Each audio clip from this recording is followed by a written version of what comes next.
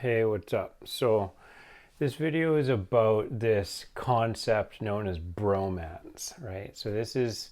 I think it's an important thing to talk about. Certainly in my life, I've had a few of these relationships. And so, what it is, it's known as like a very close, non sexual relationship between, say, two men.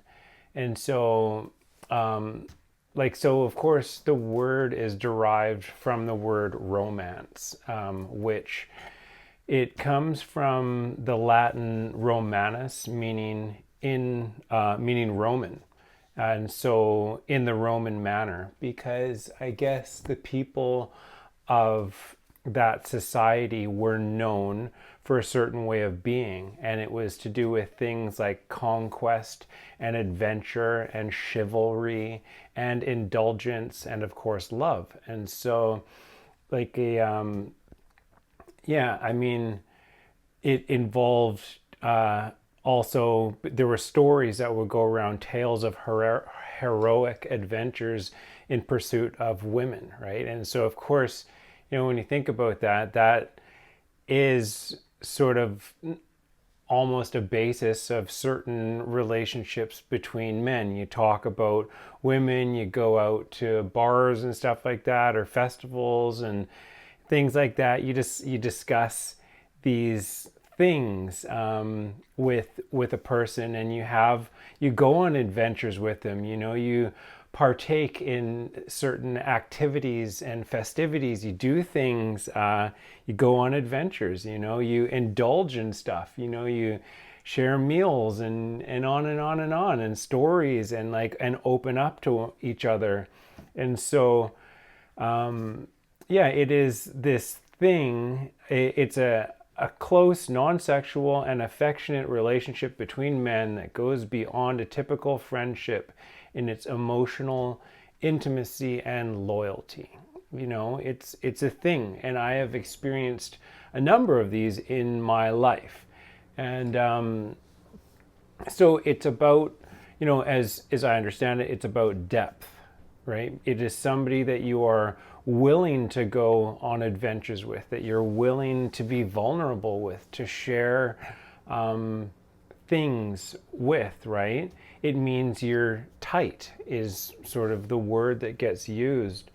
That closeness. But the thing is, it's like, what happens when you have a falling out with this person? Because just like in a romantic relationship, sometimes it can get sour, and sometimes people change, and you realize it's like, oh boy, I'm not having fun anymore, and I don't like this. Like, say, if for any reason someone becomes abusive. I mean, like, say, even in like a romantic relationship, say for example between a man and a woman, if at any time somebody got physically abusive, it doesn't really matter all of the time that you spent together, because once you cross a certain boundary, if somebody hits someone else, or does something that is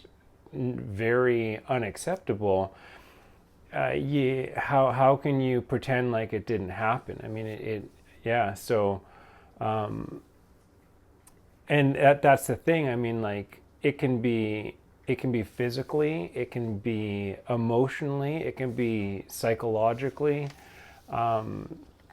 abusive. It's not always physical, right? But I mean, all of those things are serious. And the thing is that if something happens that is disrespectful, and that which breaks down the trust in a relationship, what do you do? Because at that point, when the lights go on, and then you realize that even though you've spent a lot of time with this person, because of what happened, you can't really overlook the fact that what's going on isn't healthy, and that you're not having fun anymore, and there's no going back because you can't forget or overlook what happened. And it has to be taken into account for your own well-being. I mean, and it's, yeah, and then, what is it? You think back and you start to realize that, you know, that your relationship with this person, kind of might have been toxic for quite some time, but you didn't want to look at it. You thought maybe it would get better, or maybe it would go away, or it wasn't that bad. You make excuses essentially for somebody else's behavior and even for your own, because we are in relationships on our own accord. I mean, in general, I'm sure there's exceptions, right? But I mean, and so, yeah, the thing is, it's like perhaps you let them in, close to you, and you put up with it because you were going through something yourself and you needed someone. That happens.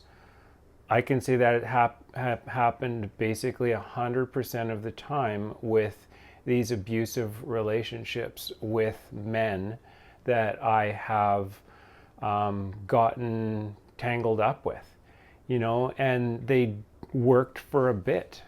And, like to be honest, some of these relationships, some were to do with work. You meet somebody through work, and then you start hanging out with them, and then, you go through stuff, and, sometimes it involves with the partaking of certain substances, then because, I don't know, it's a thing, right? People do drugs together just to say it. I mean, and, but then when some people, you have relationships for certain reasons, and they work for a certain time, but then it's like, for myself, I'm on a growth kick. I am just constantly looking to upgrade where I'm at. I always look at where I'm at, and a lot of people are. It's not like I'm the only one, but I'm just saying, it's like I've had relationships where people don't grow. They don't have a growth mindset. They're not into reflecting on everything that they're doing and how they're affecting other people, and the way that they, and even if they are, sometimes it's just not enough. If one person is moving in a certain direction at a certain speed and the other person is doing their thing at their speed, it's not always 100% compatible. And so, it can reach a point where something like comes to a head. You reach a boiling point, and it's like, yeah, and then something happens. There could be an incident. I mean, there always has been in my experiences with people.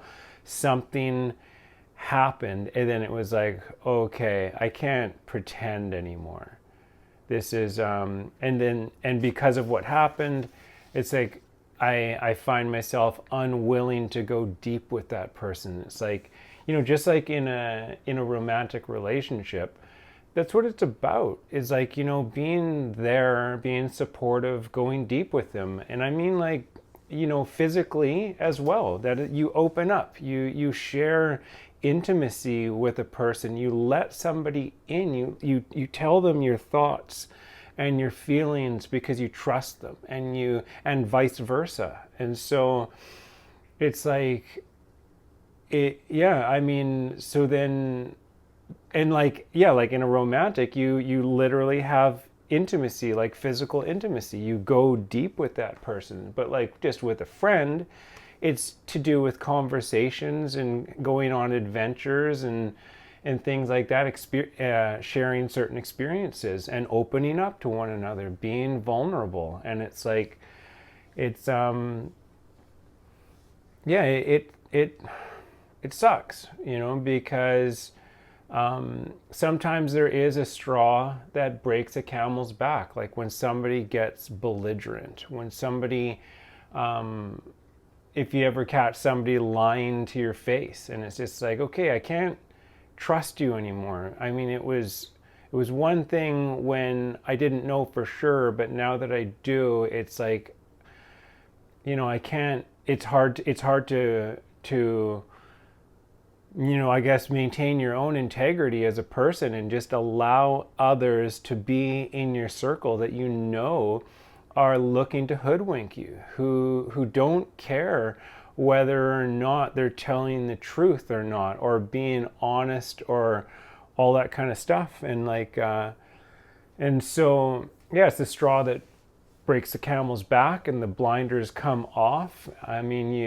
you take off the rosy colored glasses, and then all of a sudden you're looking at all the red flags that have been there all along and wondering what to do about it. Because on the one hand, this is your friend, and it's just like, friends don't give up on each other. Friends don't just, that's friends are there for each other. But at the same time, it's like, if the other person isn't behaving like a friend, it's hard to know what to do. It's hard to let something go that you've invested so much time in, to let someone go, so that you've created so many memories with. Like, who wants less friends? I don't. I cherish every friendship that I have. It's so hard to find people that I really connect with and can have the kind of conversations and relationships with that are meaningful to me and that fill my cup, and that I can be, supportive to that person as well. I mean, it's a sacred thing to open up to somebody. You don't just do it, to let somebody in. It's not something that you just do. You need to pick and choose the people that are going to be vulnerable to, because not everybody is, compassionate and understanding, and is going to, some people, yeah, I mean, it's not in your best interest to open up to them, because they are not going to be supportive. They don't, and if they don't respect you and all these kinds of things, right? So sometimes, it sucks, but you need to make a decision and say, no, I will not, or no, I will not anymore. And this doesn't make you a bad person. I think this is part of the difficulty with it all, is that it doesn't make you a bad person. It means that you're taking care of yourself, and so, like, for myself, I can just say that, the moment that I realized that I didn't have anyone watching out for me, I started watching out for myself.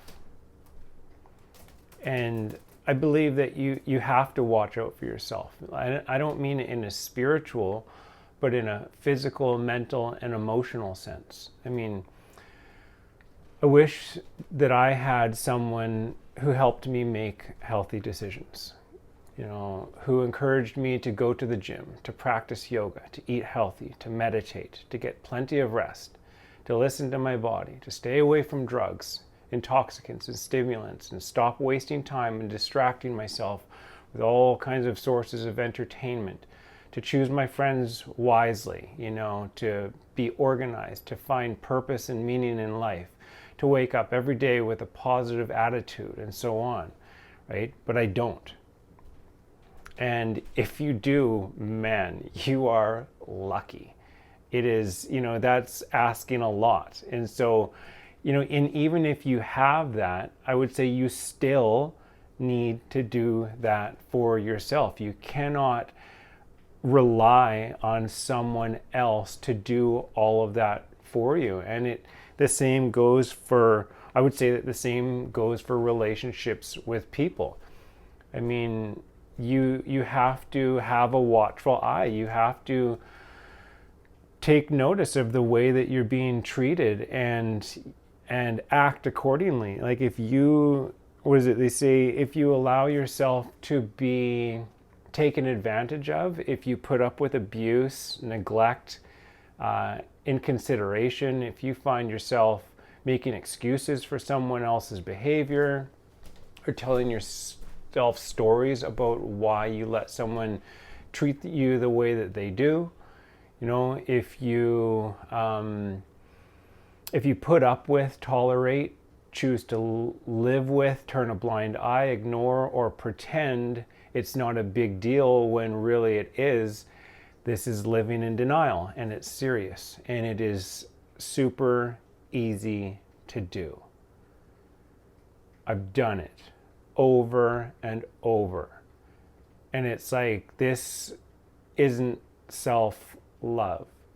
If you allow someone else to walk all over you, you can't say that you truly love yourself. You have something going on inside that you need to deal with. And this is something that I'm dealing with right now, because you have to wonder, it's like, why do I? I know the answer, because I'm lonely, because I need friends, because I need somebody to talk to, and I don't want to push everyone away, you know, like I don't want to. Yeah, it's challenging, and so yeah, but at the same time, I mean, you can't let people use you in any way. I mean, it's not healthy, and so or especially to take advantage of your good nature. If you are a good-natured person, I mean, there is a relationship between certain types of personalities, people who will look past another person's say faults, and people who will take advantage of a person like that. And so this is yeah, it's challenging in any ways. So you know, and this is the thing, like I think we all have our own reasons for the company that we keep, you know, but sometimes you need to draw a line in the sand and say to this person, this is where I'm at. You know, I cannot continue with the way things have been going. Like the interactions that we have, I don't always enjoy them. You have to communicate these things to a person, because maybe they don't know, or maybe they do. But, you know, in order to make an effort to resolve this kind of stuff, I mean, if you want to try to keep your friend or repair the relationship, it helps to communicate things like this to a person, to not just write them off, right? Because that hurts, especially if you have spent time together and you have created these memories, and this person is dear to you, but it's like it's just gotten to the point where it's like, well, this is no good. I mean, of course, there's different levels of this. Like if the person was physically abusive, you should probably leave immediately, and, you know, not ask any questions, right? Because that is just unacceptable. If it's on another level of just like being inconsiderate or disrespectful, then, you know, it's possible to talk things out. And so, yeah, I think what is important is that you let them know these things, right? And then you essentially close your mouth, and then you listen very closely to everything that they have to say, you know, without interrupting them. And let them say their piece, right? You have to ask to say your piece, and then you have to listen when they get to say what they get to. And I tell you, in my experience, you will hear one of two narratives. And it is either sad or angry. So the first one is like it comes in the form of a sincere apology. It is because anyone who's compassionate and friendly and nice says, like, holy cow, I'm so sorry. I had no idea that what I was doing was having that effect on you. I mean, of course, it takes two to tango, right? That's no excuse, but it's like, they say it's like, I would, it's accompanied by a desire, a sincere desire to work through whatever, is troubling you and, help to repair the damage that is done. Whereas the other narrative is basically excuses. It is a rationalization or explanation justifying position. It involves things like DARVO, defend, attack, reverse, victim, offender. And just like the person gets agitated and angry and they project and they blame and point fingers, and the argument continues and it just gets ugly and you get frustrated. And at that point, sometimes you have to make a choice, because when somebody exhibits behaviors which lets you know that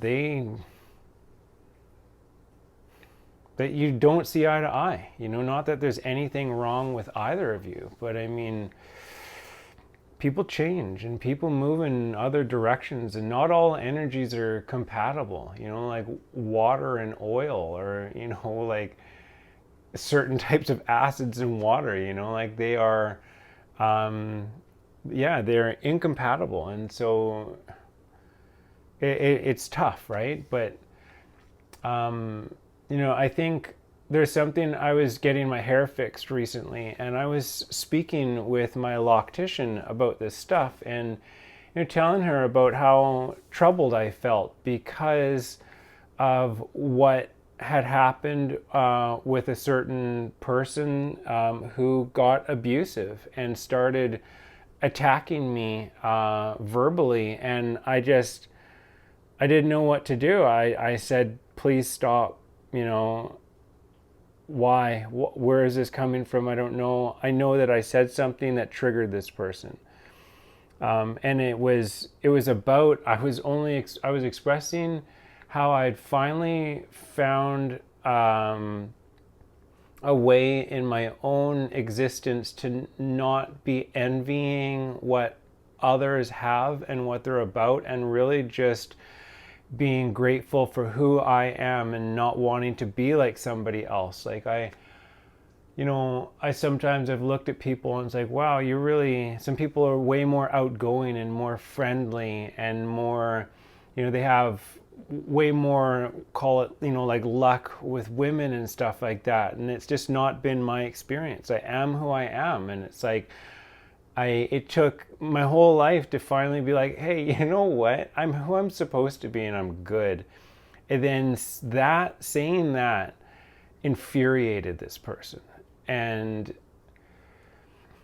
it was horrible. And, and I was talking to my hairdresser about this and saying, like,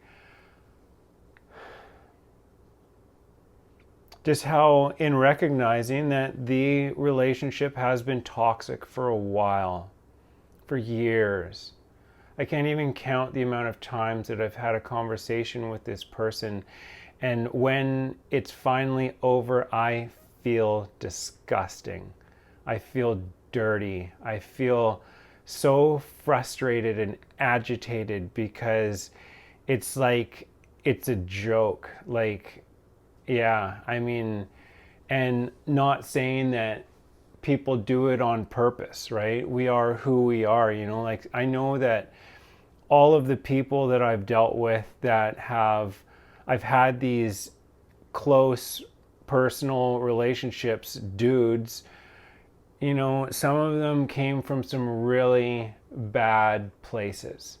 So they don't know any better, right? But how many chances do you give a person? How much do you put up with? So you can't change people. You can't tell people what to do. You can't change them. You're not here to fix other people. You have to do that yourself. You have to take stock of who you are, and you have to figure out what you're going to do about you, right? I'm doing that about me, right? But it's not my job to do that about someone else, right? And so I'm expressing these things to her, and she tells me a story. So she's from Africa, from Ghana, and she's telling me this story about that, something that her mother told her, and it was that, like, basically, like, every time, if every time your dress gets dirty, you throw it away, someday you're going to go to your wardrobe and you're not going to have anything left to wear. And the parable, the metaphor is that not everything is for throwing away. Some things need to be cleaned. Some things need to be fixed. They're made to be repaired. And I experienced this recently. Bed sheets for my bed, holy smokes. For a California king size organic cotton sheets from my specific bed, they start at $600. And it had become threadbare, and it's just like, I do not have $600 to spend on a bed sheet. That is ridiculous. I don't know how I ever did that in the past. If I did, sometimes things in life, it's like the product gets smaller and then like the price gets bigger. And like, so you know what I did? I got out the needle and thread and I fixed it. And I'm reading this book right now called Letting Go. And, part of it is to let go of the satisfaction that you have of like wanting someone else to know that they hurt you and essentially punishing them by cutting ties with them or this or that, and I'm guilty of this. But in hearing it presented to me in that kind of context, I am taking it on board, and I'm not opposed, to giving a person another chance. But, I think in doing so, what is important to me is to essentially ask the person, it's just like, has anything changed? Because I don't trust you. I want to, but I don't, because of what happened. And if we can't talk about it and have a heart to heart, I'm not interested in having head to heads anymore. That is, yeah. And if you can do that, and see eye to eye and reconcile, your differences, or, bury the hatchet, squash the beef, then that's awesome, but if not, so be it as well, and that's the thing, being okay with things, with letting go and saying, you know what, okay, I guess not now anyways. So yeah, that's my story. I hope it helps somebody to hear. It's taken, years for me to, I've wrestled with relationships with men, and yeah. So I hope that helps. Goodbye.